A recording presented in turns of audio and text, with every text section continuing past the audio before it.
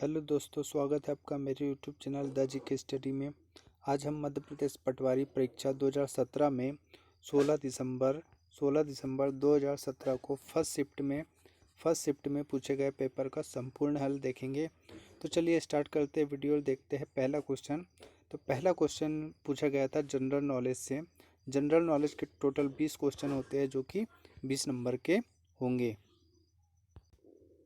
पहला क्वेश्चन पूछा गया था जनरल नॉलेज का, मध्य प्रदेश के किस जिले में ओमकारेश्वर मंदिर स्थित है?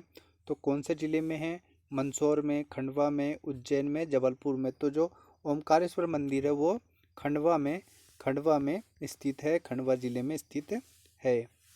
अगला है, अमृतसर के संस्थापक कौन थे?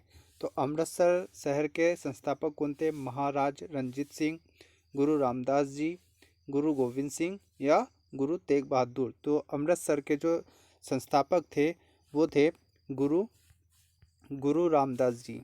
गुरु रामदास जी जो थे अमृतसर के संस्थापक थे। अगला है, विश्व जल दिवस के रूप में प्रत्येक वर्ष खालिस्तान को मनाया जाता है। तो विश्व जल दिवस के रूप में प्रति वर्ष हम 22 मार्च को विश्व जल दिवस के रूप में मनाते हैं। अगला है, किस भारतीय राज्य की मसौदा जनसंख्या नीति ने 2017 में शादी के नियमों की वैध आयु के उल्लंघन के लिए सरकारी नौकरियों से लोगों पर प्रतिबंध लगाने का प्रस्ताव रखा था? तो किसने रखा था? असम ने। अगला है, मिताली राज ने हाल ही में संपन्न महिला ओडीआई विश्व कप टूर्नामेंट में खालिस्तान इतिहास का निर्माण किया। तो उन्होंने किया था, महिला ओडीआई में अग्रणी रन बनाने वाली महिला बनी। अगला है, भारत के सर्वोच्च नागरिक पुरस्कार भारत रत्न द्वारा अब तक केवल 2 विदेशियों को सम्मानित किया गया है। उनमें से एक नेल्सन मंडेला है और दूसरी कौन है? तो दूसरे है खान अब्दुल गफ्फार खान दूसरे है जो कि पाकिस्तान से है और पहले नेल्सन मंडेला जी थे। अगला है, राष्ट्रीय समुद्र विज्ञान संस्थान खालिस्तान में स्थित है। तो राष्ट्रीय विज्ञान संस्थान जो है वो गोवा में राष्ट्रीय समुद्र विज्ञान संस्थान गोवा में स्थित है। 2017 में कितने एसोसिएट बैंक ऑफ इंडिया में मिला दिए गए? तो 2017 में जो है कितने एसोसिएट को? तो 5 एसोसिएट को स्टेट बैंक ऑफ इंडिया में मिला दिए गए थे, 5 बैंकों को। अगला है, हिंदू पौराणिक कथाओं के अनुसार कितने संगीत वाद्य यंत्र वीणा का आविष्कार किया था? तो हिंदू पौराणिक कथाओं के अनुसार ऋषि नारद ने संगीत वाद्य यंत्र वीणा जो है उसका आविष्कार किया था। अगला है, भारत राज्य वन रिपोर्ट 2015 के अनुसार किस राज्य में प्रतिशत के मामले में वनों का सबसे बड़ा आवरण है? तो प्रतिशत के मामलों में सबसे बड़ा वन आवरण जो है वो मिजोरम में है। अगला है, मध्य प्रदेश में संस्कृत विश्वविद्यालय कहाँ पर स्थित है? तो मध्य प्रदेश का संस्कृत विद्यालय कहाँ है? उज्जैन में संस्कृत विद्यालय स्थित है। निम्नलिखित में से कौन सीधी में स्थित है? तो सीधी में क्या है? बगदारा अभ्यारण्य जो है वो सीधी में स्थित है। अगला है, निम्नलिखित में से किस जिले में पचमढ़ा मंदिर स्थित है? तो कौन से जिले में है? जबलपुर में पचमढ़ा मंदिर स्थित है। अगला क्वेश्चन था, निम्नलिखित में से किसने पचमढ़ी पहाड़ियों की खोज की? तो पचमढ़ी की पहाड़ियों की खोज किसके द्वारा की गई थी? तो जेम्स फारसीत के द्वारा पचमढ़ी की पहाड़ियों की खोज की गई थी। अगला है, किसके सम्मान में 14 नवंबर बाल दिवस के रूप में मनाया जाता है? तो प्रत्येक वर्ष हम 14 नवंबर को बाल दिवस के रूप में पंडित जवाहरलाल नेहरू के जन्म दिवस को मनाते हैं। अगला है, सड़क मार्ग, राजमार्ग और बंदरगाह के भारत के मंत्री कौन है? तो ये 2017 का करंट का क्वेश्चन है। तो उस समय कौन थे? नितिन गडकरी, और अभी भी ये ही है। अभी भी वर्तमान में नितिन गडकरी जी ही है। बैतूल में प्रत्येक वर्ष भूत मेला कहाँ आयोजित किया जाता है? तो बैतूल का प्रत्येक वर्ष भूत मेला जो है मलाजपुर में आयोजित किया जाता है। अगला है 2016 में ब्रिक्स स्मार्ट शहर कॉन्फ्रेंस खालिस्तान में आयोजित किया जाता है। तो ये कहाँ किया जाता है? जयपुर में 2016 में ब्रिक्स स्मार्ट शहर कॉन्फ्रेंस को आयोजित की गई थी। बटेश्वर मंदिरों का समूह खालिस्तान में स्थित है।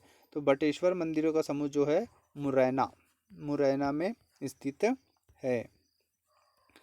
अगला है किस देश ने महिला एशिया कप हॉकी चैंपियनशिप 2017 जीती? तो ये भी करंट का क्वेश्चन है। तो 2017 में महिला Asia cup hockey championship Bharat के द्वारा जीती गई थी। 2017 में महिला एशिया कप हॉकी चैंपियनशिप। अगला टॉपिक आ जाता है जनरल मैथ्स एवं जनरल एप्टीट्यूड का। तो इसमें भी 20 क्वेश्चन होते हैं जो कि 20 नंबर के रहेंगे। तो इस वीडियो में हम मैथ्स और रीजनिंग के क्वेश्चन को सॉल्व नहीं करेंगे क्योंकि काफ़ी लंबा वीडियो हो जाएगा। इसके लिए हम एक अलग से वीडियो तैयार करेंगे जिसमें हम मैथ्स और रीजनिंग के क्वेश्चनों को सॉल्व करेंगे। तो अगला टॉपिक पे आ जाते हैं सीधे हम। अगला टॉपिक है हमारा जनरल हिंदी का पहला क्वेश्चन पूछा गया था, अल्प प्राण व्यंजन है। तो अल्प प्राण व्यंजन क्या है? का जो है वो अल्प प्राण व्यंजन है। विश्व में हिंदी भाषा को खालिस्तान स्थान प्राप्त है। तो विश्व में हिंदी भाषा को तीसरा या तृतीय स्थान प्राप्त है। अगला क्वेश्चन था वृत्ताकार स्वर है। तो वृत्ताकार स्वर क्या है? ओ जो है एक वृत्ताकार स्वर है। शुद्ध अनुस्वार वाला शब्द है। तो शुद्ध अनुस्वार वाला शब्द क्या है? रंक जो है शुद्ध अनुस्वार वाला शब्द है। जो ना तो पूर्ण रूप से स्वर है ना पूर्ण रूप से व्यंजन, उसे क्या कहते हैं?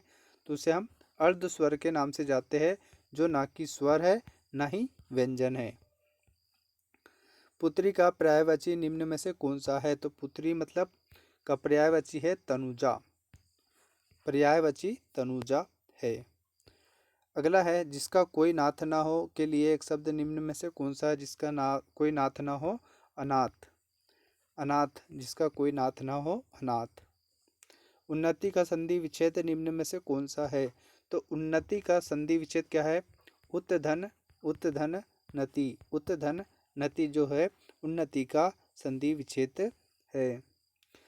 कीर्ति का विलोम शब्द निम्न में से कौन सा है? तो कीर्ति का विलोम होगा अपकीर्ति जो होगा वो कीर्ति का विलोम शब्द होगा। अप उपसर्ग से बना शब्द निम्न में से कौन सा है? तो अप से बना है अपवाद। अपवाद जो है अप उपसर्ग से बना हुआ है। नवयुवक शब्द में निम्न में से कौन सा समास है? तो नवयुवक में जो है कर्मधारय समास स्थित है। नवयुवक में कर्मधारय समास। अगला है कांटा निकालना मुहावरे का अर्थ निम्न में से कौन सा है? तो कांटा निकालना मतलब बाधा को दूर करना होता है। अगला है अध्ययन का शुद्ध रूप निम्न में से कौन सा है? तो अध्ययन का शुद्ध रूप क्या है? इस टाइप से लिखा जाता है अध्ययन, ये इसका शुद्ध रूप है, बाकी ये सभी गलत हैं। अगला है सही विकल्प बताइए। विभाव से अभिप्राय उन वस्तुओं और विषयों के वर्णन से है जिनके प्रति किसी प्रकार का भाव या संवेदना होती है। अगला है छत्र सा सिर पर उठा था प्राणपति का हाथा में कौन सा अलंकार है? सही विकल्प चुनिए। तो इसमें कौन सा है? उपमा अलंकार स्थित है। अगला है उपयुक्त विलोम शब्द चुनिए। अभ्यांतर का विलोम क्या होगा? वाह्य अभ्यांतर का विलोम होगा। दो शब्दों के मिलने के कारण उनके वर्णों में परिवर्तन होता है, उसे क्या कहा जाता है? तो दो शब्दों को मिलने के कारण जो उनके वर्णों में परिवर्तन होता है उसे हम संधि कहते हैं, संधि। अगला क्वेश्चन है उल्लेखित पंक्ति में कौन सा रस है? जो तुम आ जाते एक बार, कितनी करुण कितने संदेश, पथ में बिछ जाते मन बन पराग गत, गता प्राणों का तार तार, अनुराग भरा उन्माद भरा, आंसू लेते हुए पाद पखारा में वियोग श्रृंगार स्थित है।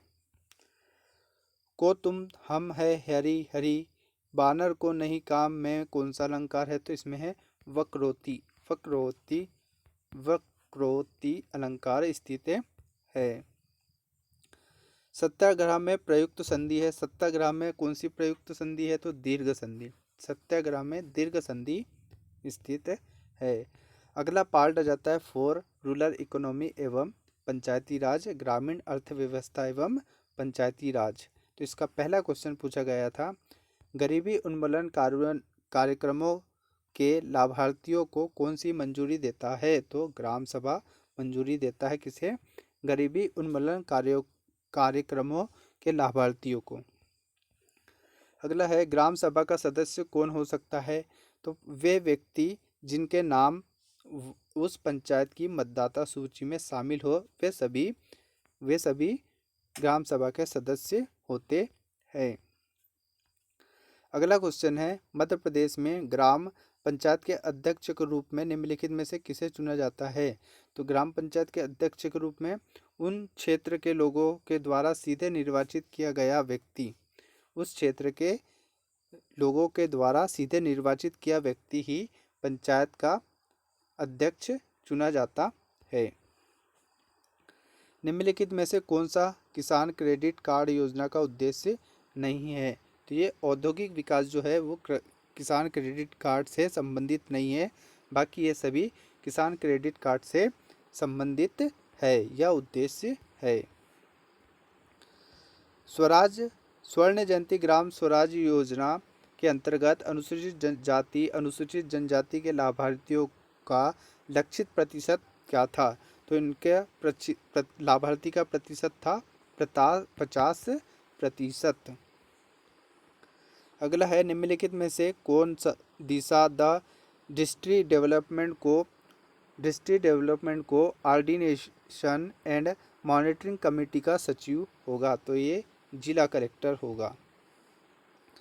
अगला है, विशेषज्ञ समूह रंगराजन पैनल के मुताबिक 2011-12 में गरीबी रेखा के नीचे ग्रामीण आबादी का अनुमानित प्रतिशत खालिस्तान था। तो क्या था? 30.9%। 30.9%। अगला है, मध्य भारत पंचायत अधिनियम 1949 ने एक खालिस्तान पंचायत प्रणाली के लिए प्रदान किया। तो क्या किया? त्रिस्तरीय पंचायत प्रणाली के लिए प्रदान किया गया था। त्रिस्तरीय। अगला है, Madhya Pradesh agriculture warehouse act कृषि गोदाम अधिनियम खालिस्तान में अधिनियमित किया गया। तो कब किया गया था? 1947 में अधिनियमित किया गया था।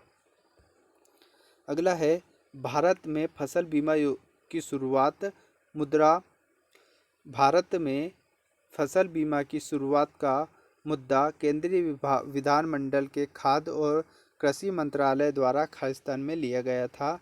तो 1947 में लिया गया था। अगला है, पंचायती राज संस्थानों में महिलाओं के लिए आरक्षण का विस्तार कितना प्रतिशत है? तो 33% का आरक्षण का विस्तार है। खालिस्तान को उन कार्यों को सौंपा जाता है जिन्हें ब्लॉक स्तर पर किया जा सकता है और जिसके लिए कृषि, कुटीर उद्योग आदि जैसे कुछ विशेषज्ञता की आवश्यकता पड़ती है। तो इसका सही आंसर है जनपद पंचायत। अगला है, नाबार्ड के वर्तमान अध्यक्ष कौन है? तो ये 2017 का करंट का क्वेश्चन है। तो 2017 में कौन थे? हर्ष कुमार भानवाल। अभी 2022 में कौन है ये देख के जाइएगा। अगला है, प्रधानमंत्री आवास योजना ग्रामीण के अंतर्गत मध्य प्रदेश में 2016-17 के लिए खालिस्तान घर बनाने का लक्ष्य रखा गया है। तो 40,000 से 45,000 घर बनाने का लक्ष्य रखा गया है। भारी वर्षा, उच्च आर्द्रता, भारी मात्रा में जैविक पदार्थों की उपलब्धता वाले क्षेत्र में निम्नलिखित में से कौन सी मिट्टी पाई जाती है? तो कौन सी? दलदली मिट्टी, दलदली मिट्टी। अगला है, मानसूनी हवाएं सबसे पहले किस तट पर पहुंचती है जिसके परिणाम स्वरूप कृषि गतिविधियां शुरू होती है? तो केरल में सबसे पहले पहुंचती है। उसके बाद है, 1997 में गठित पंचायती राज पर मुख्यमंत्री समिति की निम्नलिखित में से कौन सी एक अनुशंसा नहीं है? तो कौन सी नहीं है? ग्राम पंचायत के माध्यम स्तरीय उद्योग स्थापित करने के लिए ये नहीं है, बाकी सभी अनुशंसा ग्राम पंचायत की समिति की है।